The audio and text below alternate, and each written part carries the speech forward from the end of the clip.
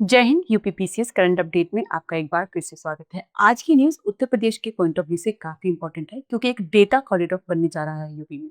अभी जगह निश्चित नहीं हुई है, पर कॉरिडोर्स क्या होते हैं, डेटा सेंटर्स क्या होते हैं, किस तरीके से काम करते हैं और ये किस नीति के अंतर्गत आता है, आज इस न्यूज और इस अपडेट के माध्यम से हम सब जानेंगे। डेटा सेंटर्स या डेटा कॉरिडोर बनने जा रहा है, कौन सी कंपनी इसको बना रही है? इसको बना रही है बॉस्टन कंसल्टिंग ग्रुप, जो कि है बीसीजी, और इन्होंने लगभग 6 महीने का समय निर्धारित किया है एक रोड मैप बनाने के लिए, जिसमें ये काफी जगहों को देखेंगे, उनके जितने भी रिक्वायरमेंट्स में उनको फॉलो अप करेंगे और देखेंगे कि क्या वहाँ पे एक डेटा कॉरिडोर बनाया जा सकता है या नहीं। उनकी रिक्वायरमेंट्स क्या है कि भूमि जो है उसका भार वहन क्षमता अच्छी होनी चाहिए, वहाँ पे जल की उपलब्धता होनी चाहिए और गहराई होनी चाहिए, 24/7 बिजली होनी चाहिए, और भूकंप या अदर डिजास्टर्स जैसी कोई भी रिक्वायरमेंट वहाँ पे ना हो, हमको डिजास्टर्स का खतरा वहाँ पे न हो। और साथ में भविष्य में अगर उस कॉरिडोर को विस्तार करने की बात की जाती है तो वो भी वहाँ पे होना चाहिए। अब कितनी लागत और कितना इन्वेस्टमेंट लग सकता है इस कॉरिडोर को बनाने में, तो वो भी हम देख लेते हैं। लगभग 6 गीगावाट, जो कि है 6000 मेगावाट का डेटा सेंटर क्लस्टर से विकसित करने की बात चल रही है, और प्रति 1 गीगावाट को बनाने के लिए लगभग 1 लाख करोड़ की अनुमानित खर्च यहाँ पे बताया जा रहा है। और हमको तो 6 गीगावाट बतानी है, तो लगभग उनका खर्च होने वाला है 6 लाख करोड़। क्या होते हैं डेटा कॉरिडोर्स? डेटा कॉरिडोर्स एक तरीका का इकोसिस्टम होता है जो डेटा सेंटर्स को मिलकर बनाया जाता है। क्या होते हैं डेटा सेंटर्स? मान लीजिए आज सुबह आपने अपनी गैलरी में कोई फोटो क्लिक किया, या किसी को यूपीआई से कोई पेमेंट किया, या इंस्टाग्राम पे कोई रील अपलोड की। ये चीजें सिर्फ आपके फोन तक सीमित नहीं रहती हैं। आप जिस सर्वर का इस्तेमाल करते हैं उस सर्वर में भी स्टोर रहती हैं, जिस कंपनी का आप इस्तेमाल कर रहे हैं। साथ ही में अगर आपने कोई गूगल किया, आपने किसी क्वेश्चन को जानने की कोशिश की, मान लीजिए आपने जानना चाहा कि भारत की राजधानी क्या है, आपने क्वेरी डाली और वो सर्वर पे क्वेरी जाती है, वो अपने स्टोरेज से उस इन्फॉर्मेशन को निकालता है और बहुत सारी प्रोसेसेस से गो थ्रू होके वो आंसर आपके पास आता है। लेकिन आपने देखा होगा कुछ सेकंड से भी कम का समय लगता है आपके आंसर्स को आने में। तो आप देख पा रहे होंगे कि डेटा सेंटर्स इसीलिए इस्तेमाल किए जाते हैं ताकि जो प्रोसेसिंग टाइम है उसको कम किया जा सके, और जो आपके सर्वर है उसके माध्यम से आपके पास चीजें आसानी से बेहतर तरीके से स्टोर और प्रोसेस करके पहुंचाई जा सके। बात करते हैं डेटा सेंटर्स में हमको किस चीज का इस्तेमाल करने को मिलता है। सर्वर्स होते हैं, नेटवर्किंग होती है, इक्विपमेंट, कूलिंग सिस्टम्स होते हैं, क्योंकि कूलिंग सिस्टम्स का इस्तेमाल किया जाता है जो बड़े बड़े सुपर कंप्यूटर्स होते हैं उनको कूल करने के लिए, उनको ठंडा करने के लिए, क्योंकि वो फ्रीक्वेंटली 24/7 चलते रहते हैं। इस वजह से वो गर्म हो जाते हैं, वहाँ पानी का इस्तेमाल करके उनको ठंडा किया जा सकता है। इसीलिए इन सब चीजों की रिक्वायरमेंट होती है एक डेटा सेंटर को बनाने के लिए। उत्तर प्रदेश अपने मौजूदा लक्ष्य से डेटा सेंटर्स इकोसिस्टम को बड़े एआई डेटा इंफ्रास्ट्रक्चर हब में बदलना चाहता है। ठीक है, ये हमारा लक्ष्य है यूपी का।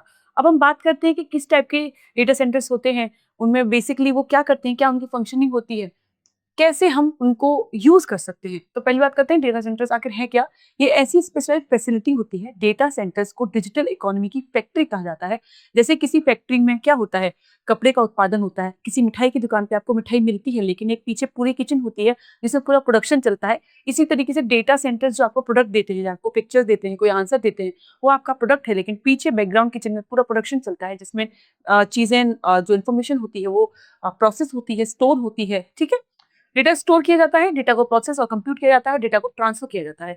किन की मदद से? Server, storage, networking, power, cooling और सिक्योरिटी भी रिक्वायर होती है, क्योंकि इतनी डेटा इंफॉर्मेशन वहाँ पे है तो वहाँ पे सिक्योरिटी की भी रिक्वायरमेंट होती है, ताकि सिक्योरिटी ब्रीच ना हो जाए, कोई चोरी ना कर ले इंफॉर्मेशन को। हम देखते हैं कि डेटा सेंटर्स के प्रकार क्या होते हैं। हर कंपनी, छोटी बड़ी, सब डिफरेंट टाइप की कंपनीज होती हैं, सबकी रिक्वायरमेंट्स डिफरेंट होती हैं। तो डेटा सेंटर्स के भी टाइप होते हैं। सबसे पहले बात करते हैं हम एंटरप्राइज डेटा सेंटर की। एंटरप्राइज डेटा सेंटर्स वो होते हैं जो कंपनीज अपने इंटरनल मैटर्स को, इंटरनल प्रोसेसिंग को सॉर्ट और इजी बनाने के लिए डेटा सेंटर्स बनाती हैं। मान लीजिए कोई बैंक है, वो अपने सारे खातों का ब्यौरा रखने के लिए, सारे एम्प्लॉय की इंफॉर्मेशन रखने के लिए, इमीडिएट कॉलिंग के लिए और प्रोसेसिंग को स्मूथ करने के लिए डेटा सेंटर बनाती है।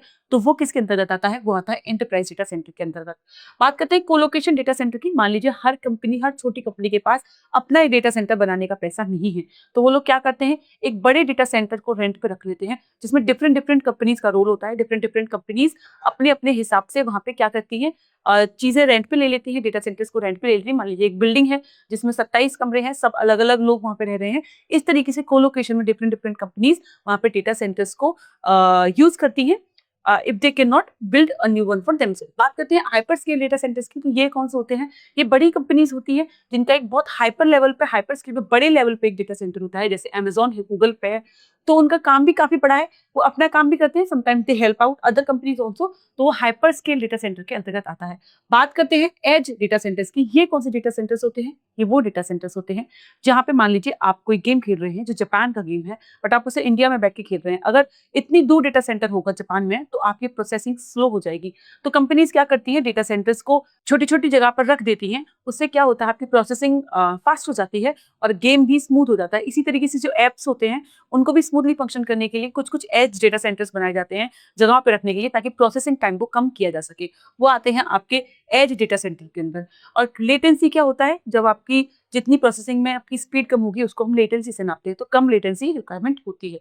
ठीक है, बात करते हैं उत्तर प्रदेश डेटा सेंटर नीति की। ये पॉलिसी है 2026 की, जिसके अंतर्गत ये कॉरिडोर बनाया जा रहा है। तो इसमें हम देखते हैं कि क्या रिक्वायरमेंट है। बात करते हैं कि वो चाहते हैं कि जो उत्तर प्रदेश को हरित एआई तैयार और वैश्विक डेटा सेंटर हब बनाना चाहते हैं। 2 गीगावाट की अतिरिक्त क्षमता विकसित करना चाहते हैं और लगभग 2 लाख करोड़ का निवेश आकर्षित करना हमारा लक्ष्य है। बात करते हैं एआई एवं डिजिटल अवसंरचना की। जीपीयू पर आधारित कंप्यूटिंग, एआई रेडी इंफ्रास्ट्रक्चर और उन्नत डिजिटल अवसंरचना को बढ़ावा देकर एआई परिस्थिति तंत्र को मजबूत करना इस पॉलिसी के अंतर्गत उसका काम है।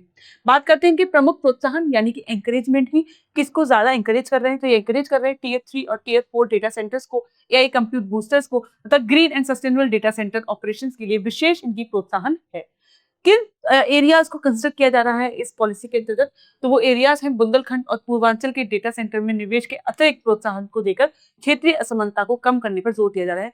शायद ये वो जगह हो सकती है जहाँ पे वो जो सारी रिक्वायरमेंट्स चाहिए होती है एक डेटा कॉरिडोर को बनाने के लिए, वो यहाँ पे हमको मिल सके।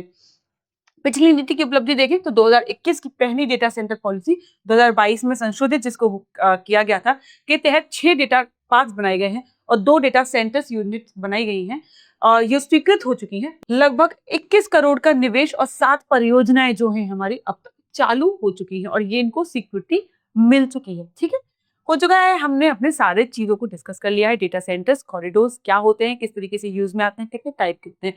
अब है आपकी स्क्रीन पे ये सवाल जिसको हम ऑलरेडी डिस्कस कर चुके हैं, तो ये सवाल हो जाता है आपके लिए काफी आसान। इसका जवाब आप कमेंट बॉक्स में दे सकते हैं। आपका क्वेश्चन है, उत्तर प्रदेश डेटा सेंटर नीति 2026 के तहत राज्य में कितनी अतिरिक्त डेटा सेंटर क्षमता विकसित करने का लक्ष्य रखा गया है। ये अतिरिक्त की बात कर रहा है। आपके ऑप्शन है ए 500 मेगावाट, बी 1 गीगावाट, सी 2 गीगावाट और डी 6 गीगावाट। क्या है आपका जवाब? ए, बी, सी या डी कमेंट बॉक्स में लिखिए और इसी तरह यूपीपीसीएस करंट अपडेट के साथ जुड़े रहिए अपनी बेहतर और संपूर्ण तैयारी के लिए। धन्यवाद। अब एग्जाम की तैयारी को और बेहतर करने के लिए हमारे चैनल को लाइक, शेयर और सब्सक्राइब करना ना भूलें।